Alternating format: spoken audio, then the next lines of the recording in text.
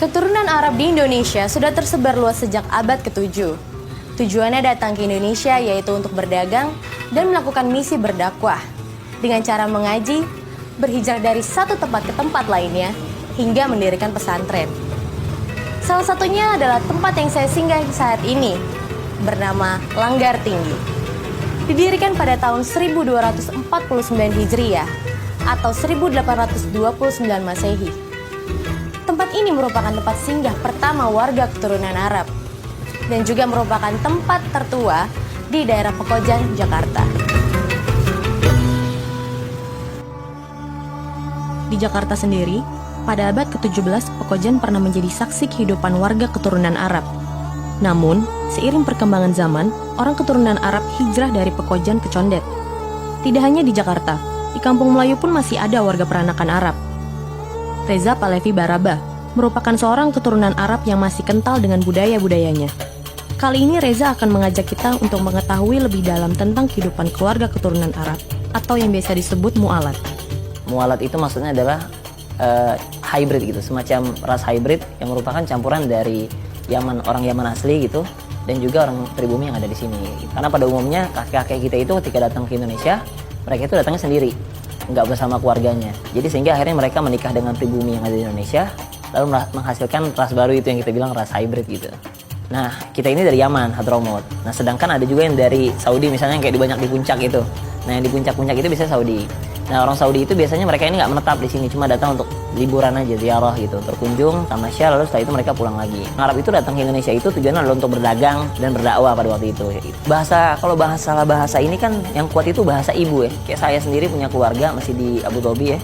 Mereka ini ibunya mualat, udah terbiasa dengan bahasa Indonesia. Sampai di sana pun dia tetap nggak mau ngomong bahasa Arab. Sampai akhirnya anak-anaknya semuanya walaupun tinggal di sana dan nggak pernah ke Indonesia sama sekali, semuanya bisa bahasa Indonesia. Nah, saya bisa bahasa Arab itu karena belajar. Dan biasanya kita yang bisa bahasa Arab di sini pun bisanya bahasa fushah. Istilahnya bahasa belajar lah, bahasa kita, bahasa Al-Quran kayak gitu. Tapi orang tua kita tuh nggak membudidayakan, nggak ngajarin gitu istilahnya. Jadi kita itu membiasakan kita untuk berbaur dengan bahasa lingkungan. Sehingga mayoritas kita ini nggak bisa bahasa Arab gitu. Kecuali yang pergi ke sana atau yang belajar di sini kayak gitu. Penyebaran keturunan Arab di Jakarta sudah besar, dan ada beberapa yang mengalami akulturasi budaya.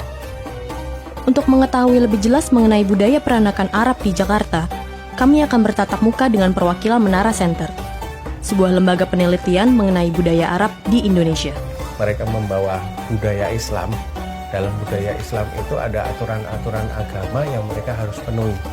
Dan dalam peraturan agama itu, mereka sangat mempertahankan tradisi. Arab ini mengenal nasab namanya. Dia ingin nasab ini biasanya terhubung gitu. Permasalahannya biasanya ada pada wanita. Kalau pria nggak ada masalah. Karena ketika pria itu menikah dengan wanita manapun, mau itu pribumi, mau itu Chinese, mau itu apapun, anaknya itu akan membawa nasab bapaknya.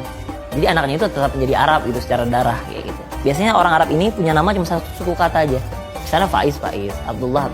Tapi ada juga beberapa yang udah menambahkan nama ayahnya ke dalam aktenya. Abdullah gitu, Abdullah bin Amir. Nah, Amirnya ini nama ayahnya, bin Eli. Nah, Eli ini marganya tadi. Biasanya kalau misalnya ditanya pun, biasanya di kalangan orang Arab itu sendiri, ketika nanya, dia pasti nanya bin siapa gitu. Bin itu artinya anak siapa, atau marganya apa, kayak gitu. Orang Arab ini, utamanya adalah mereka tuh dari zaman dulu tuh menghafal nasab mereka gitu. Orang Arab rata-rata di setiap keluarganya Arab itu ada yang punya, yang pemegang pohon keluarga. Pohon keluarga itu yang saya bilang bersambung tadi itu sampai nasab paling atasnya itu, misalnya Baraba itu nasab paling atasnya apa. Tapi sekarang udah mulai ditinggalin nih sama mualat-mualat. Mereka itu sendiri kalau datang ke Indonesia ini, mungkin lihat kita ini udah seperti orang Indonesia aja pada umumnya. Walaupun mereka nggak paham kalau budaya kita ini sebenarnya udah ada perbedaan juga dengan budaya Indonesia. Seperti misalnya tarian-tarian. Tarian-tariannya itu kita punya tarian samar.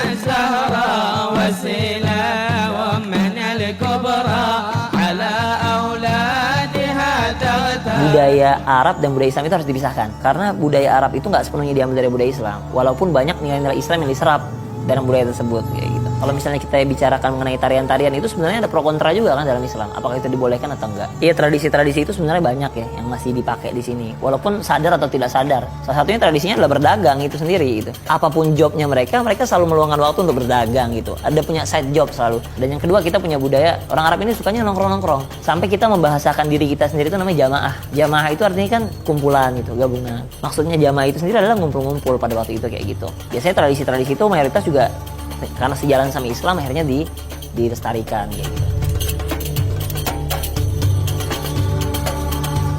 Pada awalnya, komunitas Arab terbentuk atas satu komplek perkampungan. Hal ini dikarenakan ketakutan pihak Belanda terhadap kedatangan orang timur asing pada masa penjajahan. Orang Arab kemudian menjadi warga kelas 2 yang diklasifikasi lewat klaster atau kelompok yang disebut kampung. Komplek mereka harus terpisah dengan pribumi karena ditakutkan bisa memprovokasi untuk melawan Belanda. Namun karena pengelompokan tersebut, terjadi pula margina dalam berdagang. Seperti contohnya deretan toko minyak wangi di Jalan Raya Condet, arah Cililitan, Keramat-Jati, Jakarta Timur. Konon, riwayat bisnis minyak wangi di Kampung Condet dimulai dari berdirinya sebuah perusahaan besar minyak wangi oleh seorang keturunan Arab. Mulanya perusahaan ini membutuhkan distribusi, dan distribusi tersebut cenderung ingin menyejahterakan kelompoknya terlebih dahulu. Oleh karena itu, orang-orang keturunan Arab yang menganggur dipekerjakan untuk membantu penjualan minyak wangi. Jadi tidak selalu harus berkaitan dengan parfum, tergantung ke komoditas apa nih di kota masing-masing yang memungkinkan, yang menonjol. Tapi kan kalau yang bisnis minyak wangi ini distrik ya gitu, jadi lebih kelihatan seolah-olah semua ujung sampai ujung jualan parfum. Padahal ya itu cuma distrik, tapi yang nggak jualan di situ juga banyak. Di bulan Ramadan ini selalu biasanya ada bukbar dan selalu ada taraweh yang dilakuin di lokasi-lokasi tertentu gitu. Jadi dikumpulin tuh jamaah-jamaah gitu, orang-orang Arab, keturunan Arab untuk datang ke situ, buka puasa bersama di sana, lalu sholat taraweh di sana gitu. Jadi nggak ke masjid sholat tarawehnya, tapi di sana. Jadi biasanya ada satu rumah induk, karena orang Arab ini identik dengan keturunan yang banyak gitu. Ada acara-acara khusus, misalnya ketika Lebaran, Idul Fitri gitu, atau Idul Adha, nanti mereka akan kembali ke sana untuk bertemu. Jadi rata-rata orang Arab tuh silaturahmi keluarganya itu nggak muter ke rumah-rumah satu-satu, tapi biasanya ada satu rumah yang memang khusus, nanti semua keluarga datang ke sana. Itu yang kita sebut rumah induk itu tadi. Orang Arab ini akrab dengan masakan-masakan India sebenarnya. Kayak misalnya sambosa gitu, kita suka pastel dan lain-lain gitu.